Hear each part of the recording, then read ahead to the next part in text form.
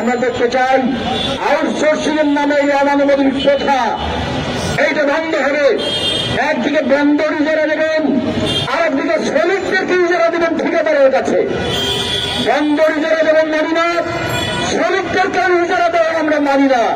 পাশাপাশি দৈনিক ভিত্তিক শ্রমিকের নামে শ্রমিকদের উপর নিপীড়ন এবং শোষণ চলছে, এইটা আমরা বন্ধ করতে দাবি জানাই। পাশাপাশি আমরা আর একটা কথা বলি, নেতৃবৃন্দ এবং সংগ্রামী বন্ধুগণ, যে বিষয়গুলো নিয়ে আমরা এখানে সমাবেশ করছি সেগুলো আপনারা জানেন। এই বাংলাদেশ শ্রমিকের রক্তে এবং ঘামে গড়ে ওঠা বাংলাদেশ। এই বাংলাদেশ শ্রমিকরা রক্ত দিয়েছে দেশ স্বাধীন করবার জন্য, শ্রমিকরা রক্ত দিয়েছে বৈষম্য থেকে মুক্তির জন্য। যে কারণে মুক্তিযুদ্ধ শ্রমিকের রক্ত ছিল এবং 2024-এর গণঅভ্যুত্থানে শ্রমিকের রক্ত ছিল।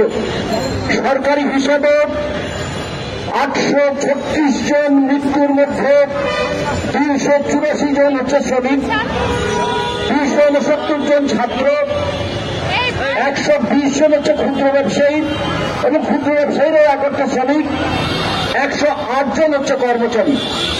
তাহলে দেখুন, আজকে যারা আমরা অভ্যুত্থানের কথা বলি, এই অভ্যুত্থানে সবচেয়ে বেশি জীবন দিয়েছে আমাদের শ্রমজীবী মানুষ, আর অভ্যুত্থানের পরে সবচেয়ে উপেক্ষিত হয়েছে আমাদের এই শ্রমজীবী মানুষ। অভ্যুত্থানের পরে 1 বছর পরে সরকার বলল আমাদের মাথা পিছু আয় দাঁড়িয়েছে এখন $2,840। সরকারি হিসাবে যদি মাথা পিছু আয় হয় তাহলে প্রত্যেক মানুষের মাথা পিছু আয় মাসে তো দাঁড়ায় 29,000 টাকা। তাহলে একজন শ্রমিকের সন্তান যদি থাকে, তার স্ত্রী যদি থাকে, তার মা যদি থাকে, প্রত্যেকের জন্য যদি 29,000 টাকা করে হয়, তাহলে একটা পরিবারে তো 1,20,000 টাকা মাসিক ইনকাম হওয়ার কথা। আমরা শ্রমিক কর্মচারী ঐক্য পরিষদের পক্ষ থেকে 30,000 টাকা মজুরিদের দাবি করেছি। এই কথা শুনে আমাদের সচিবদের চোখ কপালে উঠে গেছে, আর মালিকদের নাকি হৃদরোগে আক্রান্ত হওয়ার আশঙ্কা বেড়ে গেছে। তাদের মুনাফার হিসাব নাই। বাংলাদেশের নাকি ব্যাংক থেকে একজন ব্যক্তি ঋণের নামে আত্মসাৎ করেছেন 48,000 কোটি টাকা। ওই টাকা যদি ওজন করা যায়, 1,000 টাকার নোটের যা ওজন, সেই অনুযায়ী 48,000 কোটি টাকার ওজন হচ্ছে 500 টন।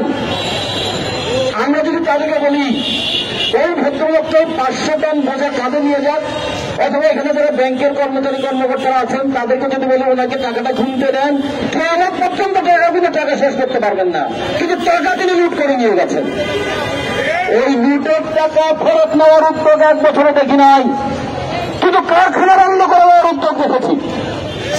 লুট করল মালিক, টাকা পাচার করল মালিক, ব্যাংক ফাঁকা করে গেল মালিক, 48,000 শ্রমিক তাদের চাকরি হারিয়ে ফেলল তারা। এই সময়ের মধ্যে লক্ষ লক্ষ শ্রমিক চাকরি হারিয়ে বেকার হয়েছে একদিকে, যেমন আরেকদিকে হাজার হাজার শ্রমিক বেতন বাড়ানোর দাবি আমরা কেউ করছি না, শুধুমাত্র বকেয়া বেতন পাওয়ার জন্য শ্রম ভবনের সামনে দিনের পর দিন আমাদের অবস্থান করতে হচ্ছে। আমাদের কিন্তু সচিবের বেতন বকেয়া নাই, শ্রম ভবনের কোন কর্মকর্তার বেতন বকেয়া নাই। এই ভবন যে শ্রমিকদের জন্য, সেই ভবনের নিচের শ্রমিকরা বকেয়া বেতনের দাবিতে আন্দোলন করতে গিয়ে মৃত্যুবরণ করেছে। এইরকম ঘটনা আমরা দেখছি, কিন্তু কোনো পদক্ষেপ নেওয়া হয় নাই। আমরা শ্রমিক কর্মচারী ঐক্য পরিষদের পক্ষ থেকে বলতে চাই, শ্রমিকদের ছিন্ন আন্দোলন ভূমিকা নিয়ে এই ছিনিমিনি খেলা বন্ধ করতে হবে। আগের সরকার করেছে, এই অজুহাতে বর্তমান সরকারের কাজকে আমরা বরদাস্ত করব না। পাশাপাশি একটা জিনিস দেখুন, বাংলাদেশের 5টা বন্দর, তার মধ্যে সবচেয়ে বড় যেখানে কন্টেইনার ওঠানো নামানো হয় সেটা নিউ মুরিং কন্টেইনার টার্মিনাল।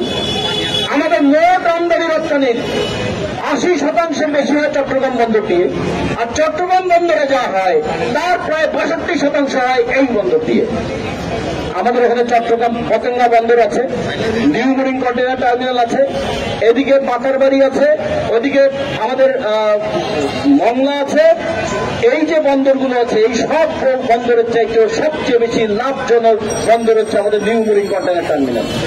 ওই কন্টেইনার টার্মিনাল তৈরি করেছে আমরা শ্রমিক কৃষকের ট্যাক্সের টাকায়। ওই কন্টেনার টার্মিনাল আধুনিকীকরণ করেছে আমরা শ্রমিক কৃষকের ট্যাক্সের টাকায়। এখন বিশ্ব ব্যাংকের নামে ওইখানে একটা সংঘাতকতা যাচাই করে তারপরে তুলে দেওয়া হচ্ছে ডিপি ওয়ার্ল্ড নামে একটা কোম্পানির কাছে। এই ডিপি ওয়ার্ল্ড পৃথিবীর যেখানেই গেছে সেখানেই তার প্রথম কাজ ছিল শ্রমিক ছাঁটাই করা, আউটসোর্সিং করে দেওয়া। কয়েকদিন আগে যুক্তরাজ্যের শ্রমিকরা আন্দোলন করেছে পৃথিবীর যেখানে যেখানে এই ডিপি ওয়ার্ল্ড সেখানে মুনাফা বাড়ানোর জন্য তারা শ্রমিক ছাঁটাই এবং আউটসোর্সিং এর ব্যবস্থা করেছে। আমাদের এখানেও তারা হাত বাড়িয়েছে। একদিকে বন্দরটাকে গ্রাস করতে চায়, আরেকদিকে বন্দরের শ্রমিকদের চাকরি সেটা কেড়ে নিতে চায়। আমরা এই ডিপির এই অবৈধ ইজারা প্রথা যেটা 2023 সালে আওয়ামী লীগ শুরু করেছিল, আওয়ামী লীগের সমস্ত কিছুকে আপনারা উচ্ছেদ করছেন, কিন্তু আওয়ামী লীগ যে চুক্তি করে যায় সেই চুক্তি বাস্তবায়ন করছেন। এইখানে তো আপনাদের কোনো পার্থক্য আমরা দেখছি না। আমরা ডিপি ওয়ার্ল্ডের সঙ্গে এই চুক্তি বাতিল করার দাবি জানাই।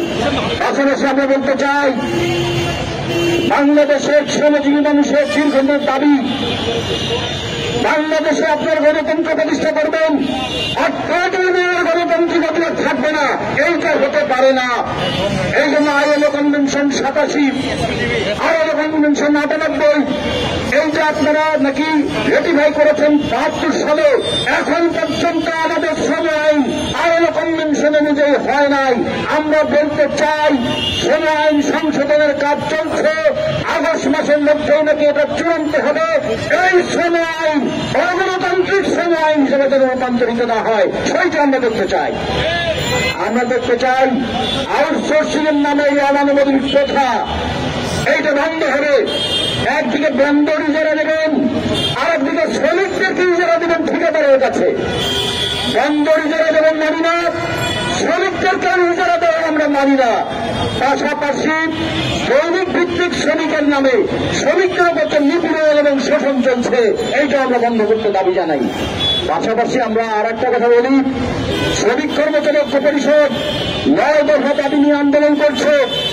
আমরা শ্রমিকের অধিকারের কথা যেমন বলি, তেমনি শ্রমিকের দায়িত্বের কথা বলি, শ্রমিকের বর্তমানের কথা যেমন বলি, শ্রমিকের ভবিষ্যতের কথা বলি। শ্রমিক না বাঁচলে বাংলাদেশ বাঁচবে না। ওই বড় লোকরা পালিয়ে গেছে, লুটপাটকারীরা পালিয়ে গেছে, কিন্তু শ্রমিকরা কারখানায় উৎপাদন অব্যাহত হয়ে গেছে।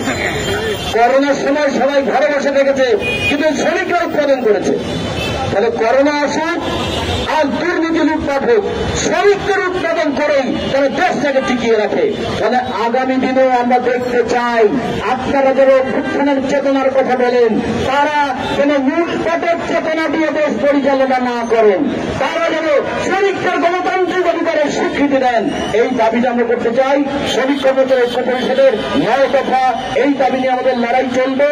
আমরা এখন ডিপি ওয়ার্ল্ডের ইজারা দেওয়ার প্রক্রিয়া বন্ধ, গণতান্ত্রিক শ্রম আইন প্রণয়ন, ইজারা প্রথা বাতিল এবং শ্রমিকদের ন্যায্য দাবি মেনে নেওয়ার দাবিতে যে লড়াই চলছে, সেই লড়াইকে আগামী দিনে আরো শক্তিশালী করবার জন্য আপনাদের প্রতি আহ্বান জানাই। এই আহ্বানে সাড়া দিয়ে আমরা রাজপথে থাকবো, আমাদের অধিকার আদায় করবো। এই কথা বলে আপনাদের সবাইকে ধন্যবাদ জানিয়ে আমার বক্তব্য শেষ করছি। বিপ্লব দীর্ঘজীবী হোক।